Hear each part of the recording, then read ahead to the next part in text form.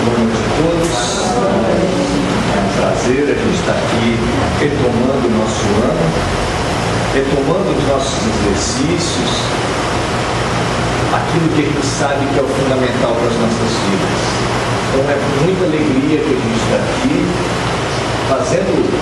retomando o que para vocês e para mim, para todos nós, encarnados e desencarnados, é um exercício. Nós precisamos exercitar tudo na nossa vida, o corpo, a cabeça, para fazer os concursos, para vencer as provas, e também precisamos exercitar o espírito. O centro espírita é como se fosse uma academia de ginástica do espírito, como todas as outras casas de oração são também. Hoje nós viemos conversar sobre um assunto delicado, que é a religiosidade na família. Praticamente todas as pessoas têm alguma espécie de dificuldade nesse campo. Uma pessoa da família, às vezes praticamente todas as pessoas da família convivem de uma maneira muito difícil nesse campo religioso. E é muito interessante que a gente possa pensar a respeito disso. Tem uma passagem do Evangelho em que os judeus, mais uma vez, querem pegar Jesus uma pegadinha.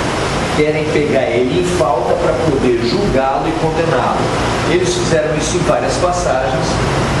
Numa delas, eles pegaram um assunto que o povo judeu menos gostava. Porque, no geral, o povo não gosta de pagar imposto, para falar a verdade. Pagar imposto é uma coisa que ninguém gosta de pagar. Só que no caso daquele tempo, na Judéia, a Judéia era um território ocupado pelo Império Romano. Então eles tinham que pagar imposto, além de para o Sinédrio, para as lideranças judaicas, eles tinham que pagar imposto para os romanos. Um país domina o seu país e você ainda tem que pagar uma taxa para eles. Não tinha coisa que o povo mais detestasse do que pagar imposto para os romanos. E eles, só que também é uma coisa que os romanos queriam muito. Imagina, eles queriam arrancar dinheiro do povo. E eles resolveram perguntar para Jesus: mestre, é certo nós pagarmos imposto? Se você for pensar bem, Jesus não tinha saído. Se ele falasse, é certo pagar imposto, o povo todo da Judéia ia ficar contra ele.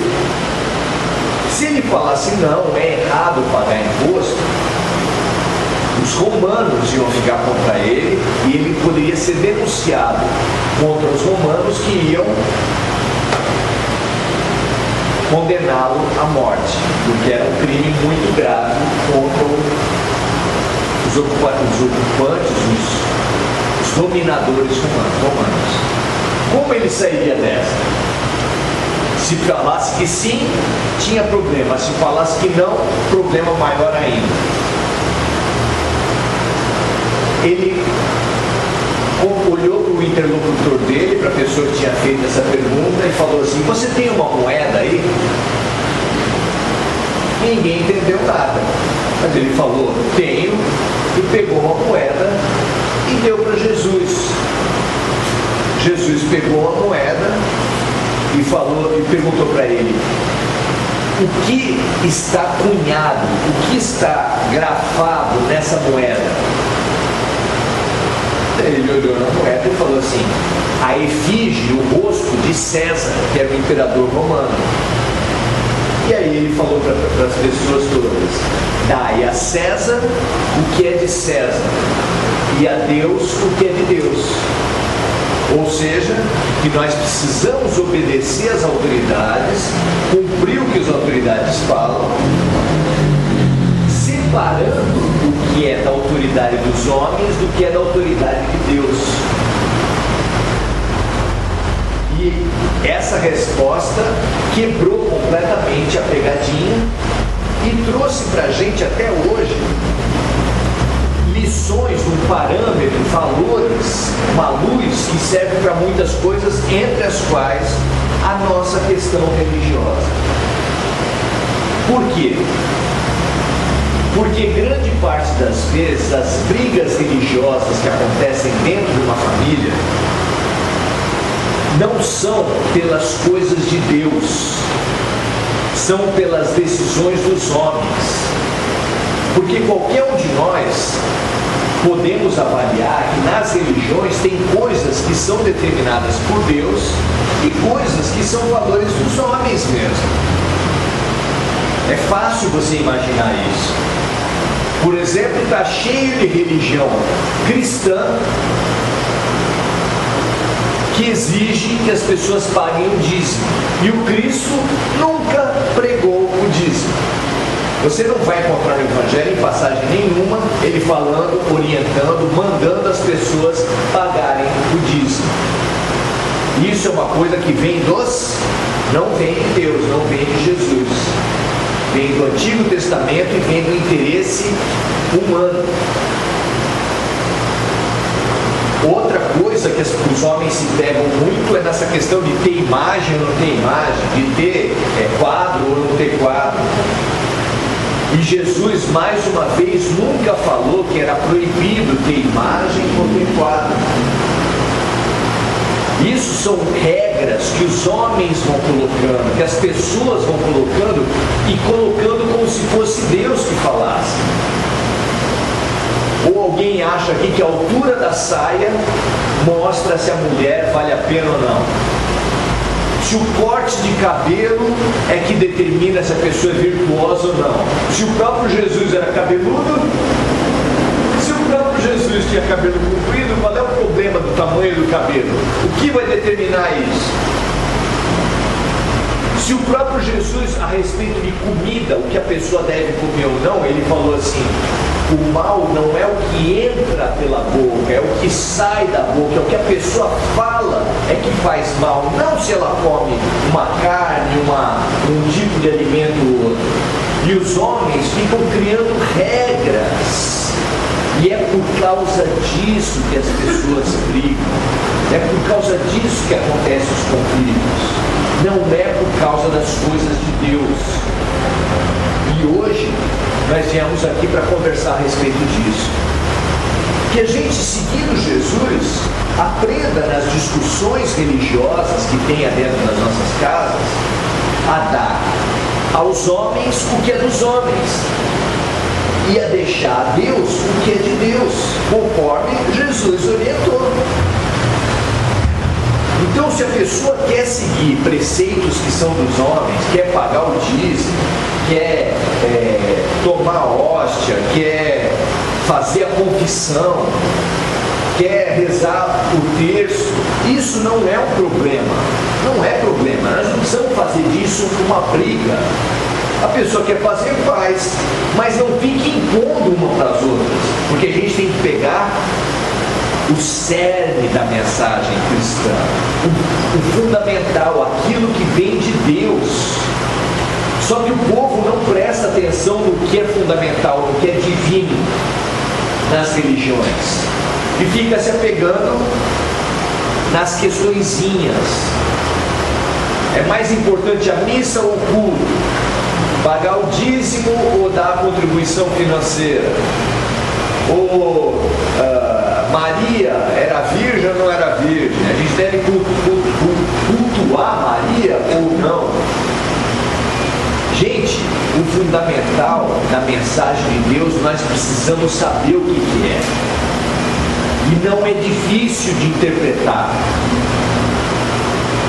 Qual é o cerne da mensagem de Jesus? Qual é o mais importante do que Jesus veio pregar? Ele veio pregar principalmente o amor. É outra passagem que perguntam para ele: mestre, qual é o maior mandamento? E ele fala claramente, não precisa de interpretação, isso não é motivo de discussão. Ouve, ó Israel, amarás o teu Deus sobre todas as coisas e amarás o teu próximo como a ti mesmo. Nesses dois mandamentos, diz Jesus, está contida toda a lei, toda a Bíblia e os profetas. Ou seja, esse é o cerne da questão, o amor. E aí a gente precisa entender o que é esse amor, como ele se dá, em que situações ele se apresenta para a gente. Porque muitas vezes, em nome de Deus, ainda hoje, lá no Oriente Médio, em nome de Alá, a pessoa coloca explosivos no corpo todo, se explode e mata as pessoas em nome de Deus. Em nome do Cristo, já se torturou as pessoas. Se você for para a Europa e for ver os museus da Inquisição, você vai ver as piores máquinas de tortura que o homem já fez, foi para torturar em nome de Jesus. Já se fez guerra em nome de Deus, em nome de Jesus, que eram as cruzadas. Leia a história que você vai ver os maiores absurdos que já se fez em nome de Jesus, em nome de Deus. E lá Jesus pregou a guerra, e lá Jesus pregou a tortura. O povo aceita essas coisas porque a gente não estuda, a gente aceita o prato feito que passam para a gente. E nós não somos animais para receber ração pronta, nós não precisamos ser dirigidos. A gente já tem estatura espiritual para fazer cursos, para entender o Evangelho, para conversar entre a gente e para tomar decisões por nós mesmos. Qual é o cerne do Evangelho? Qual é o cerne da mensagem de Jesus? Quando João veio explicar para a gente o que é Deus, a explicação mais acabada, mais perfeita do que é Deus, converge com o maior mandamento. É a mesma coisa. O João fala que Deus é amor. O amor é o cerne da mensagem cristã. É para isso que nós viemos aqui. Nós viemos à Terra para aprender a amar. E a família, para aprender a amar, a família é uma escola importante? O que vocês acham? Hoje em dia parece que a escola mais importante de amar, que o amor que as pessoas mais cobram o outro, é amor aos cachorros. Em primeiro lugar os cachorros, os gatos, depois é que vem as pessoas. Eu não tenho nada contra os cachorros e os gatos, ao contrário. Cuidar de cachorro, cuidar de gato, cuidar de planta é um exercício de amor? Claro que sim, claro que sim. É importante fazer isso? Claro que sim. Temos que aprender a cuidar dos animais, sim, eles são nossos irmãos. Na revelação espírita, eles são nossos irmãos de carne. Porque a revelação espírita, os espíritos falam para a gente que a nossa trajetória espiritual vai do átomo ao arcanjo. Isso quer dizer que mais que animais, mais que plantas, nós já fomos átomos.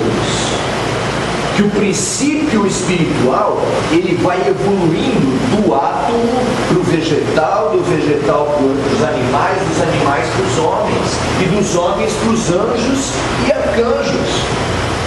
Então, os animais as coisas, as plantas, são nossos irmãos. Cuidar bem das coisas, cuidar bem das plantas e dos animais é um ótimo exercício de amor. Só que, cuidar bem de filho também não é um exercício de amor? Só que depende do amor que a gente tem. Porque nós gostamos de praticar um amor exclusivo. Você encontra duas pessoas que gostam de cachorro na rua, levando o cachorro para passear, eles elogiam muito o cachorro. E elogiam tanto que fica subentendido que o resto não é importante. Falam assim, não, cachorro que é carinhoso, cachorro que é fiel, cachorro que é obediente. Quando fala tudo isso, quer dizer o quê?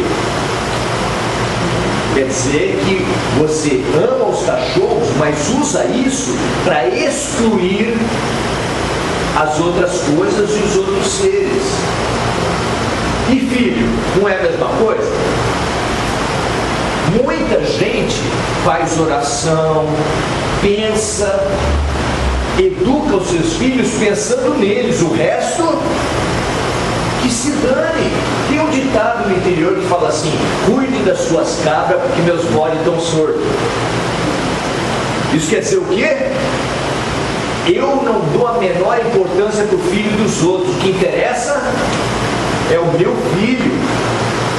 Se tem uma prova, se tem um concurso que o teu filho vai fazer, você reza por todas as pessoas do concurso, todas as pessoas do Enem.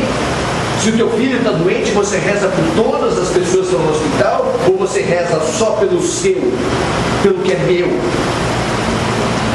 O nosso amor, nós precisamos reconhecer isso, nós precisamos entender isso. Isso que a gente chama de amor é um amor de posse, de ciúme, que estabelece uma hierarquia. Quem é meu sangue, em primeiro lugar, o resto eu nem lembro. São muitos de vocês aqui que nas suas orações pedem por toda a humanidade, pedem por todo, se você reza por um filho, você reza por toda a juventude. Se você reza pela sua mãe, você reza por todos os idosos. Se você reza porque no início do jogo de futebol até reza pelo time, não é verdade? O jogador está lá e reza pelo seu time. Como é que é isso? Como é que Deus se resolve esse negócio de rezar por um time? Vocês acham que Deus é corintiano, parmeirense, santista? O que vocês acham? Isso quer dizer que o nosso amor é pequenininho. E Jesus? Jesus pensou só nos irmãos dele? Pensou só na mãe dele? Muito pelo contrário. Tem uma passagem no Evangelho em que Jesus está conversando com as pessoas sobre a revelação de Deus. E aí ele está conversando, vem uma pessoa e bate no ombro dele: mestre, estão aí fora a tua mãe e os teus irmãos e querem falar com o Senhor. Sabe o que ele fala? Ele pergunta para a pessoa assim: mãe? Quem é minha mãe? Quem são meus irmãos? E ele fala assim: minha mãe e os meus irmãos são aqueles que fazem a vontade do meu Pai. Novamente, Jesus está ensinando para a gente que nós precisamos entender a diferença daquilo que é sangue, que é matéria, e daquilo que é espírito, daquilo que é dos homens e daquilo que é de Deus. Então, na sua casa, é extremamente importante que você traga Jesus e traga Deus. Os Espíritos nos orientam a praticar, por exemplo, o Evangelho no lar. Precisa ser o Evangelho segundo o Espiritismo? O que vocês acham?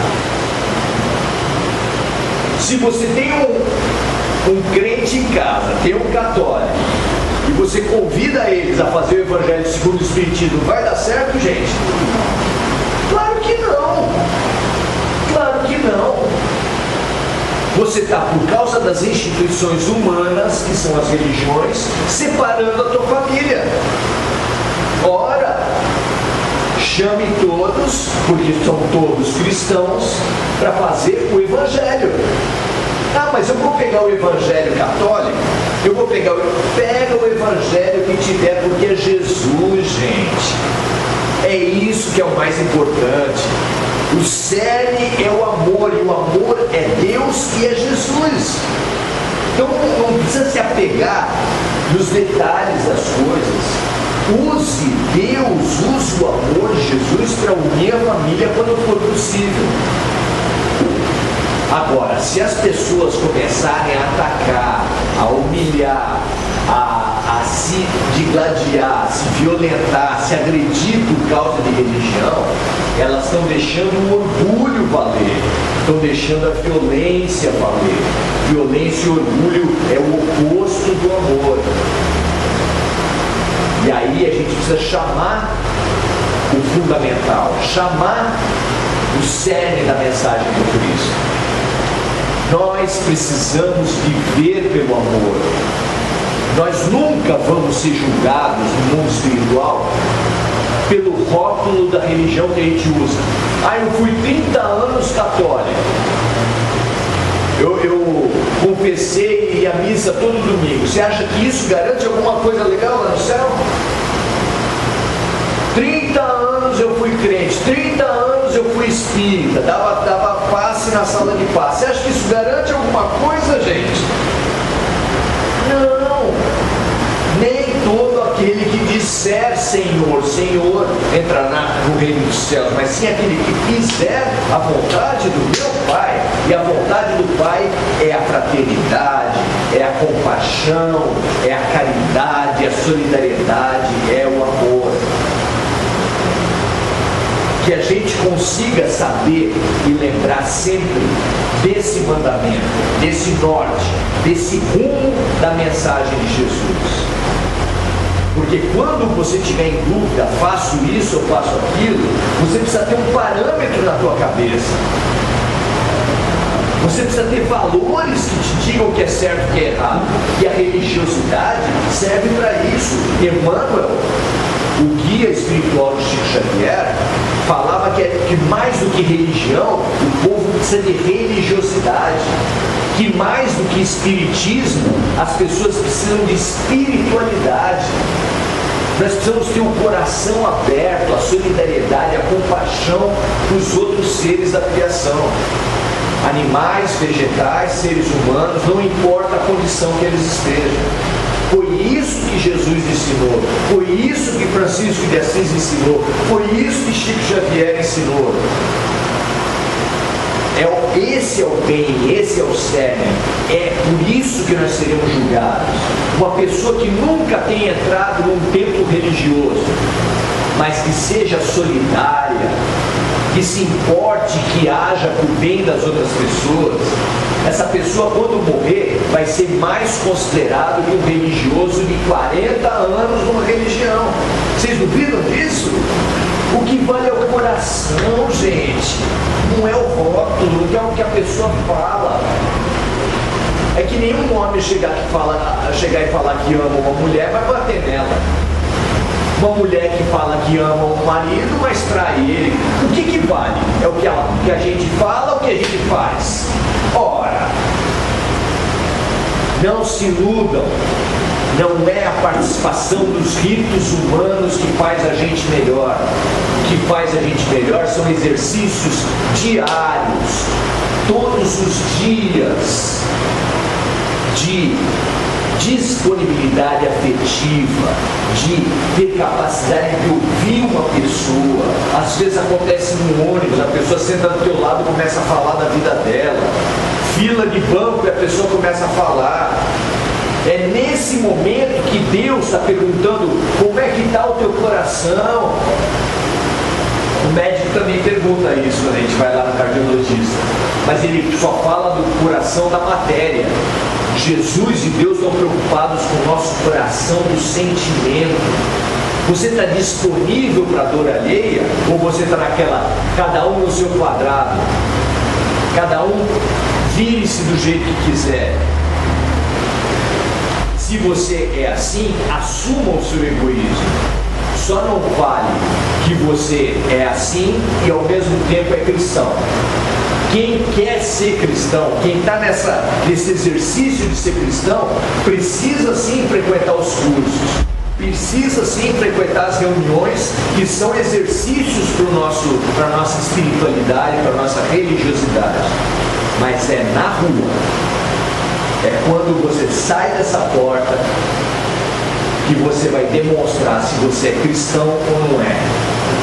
Não é por correntinha no pescoço, não é por dar o dízimo, não é por tomar ou dar o passe, ou assistir ou fazer palestra. O que define é você na rua, o tipo de atitude que você tem para a dor das pessoas, dos cachorros, dos gatos, das plantas. Que tipo de paciência você tem em ouvir a dificuldade dos outros? Quem está na escola se ajuda o colega que sabe menos. Quem está no jogo de futebol se passa a bola. Quem está no trânsito se dá a vez para o pedestre e para o outro passar. Quem está na família se sabe dividir o pão. Se não fica na batalha pelo bife. Vocês têm batalha pelo bife na casa de vocês também? Na minha casa tinha. Não, esse é meu, vamos repartir. Ah, não, você pegou a metade maior. São essas coisas que vão definir o grau de espiritualidade, de espiritualização, de cristianização. E que nós fiquemos atentos por Jesus que está o tempo todo nos observando. Porque nós estamos sendo avaliados. E de acordo com a nossa atitude concreta, não o que a gente aparenta, mas o que a gente é lá fora, é que nós seremos avaliados se nós somos cristãos ou não. Independente das instituições humanas. É o coração que importa para Deus, é o coração que importa para Jesus.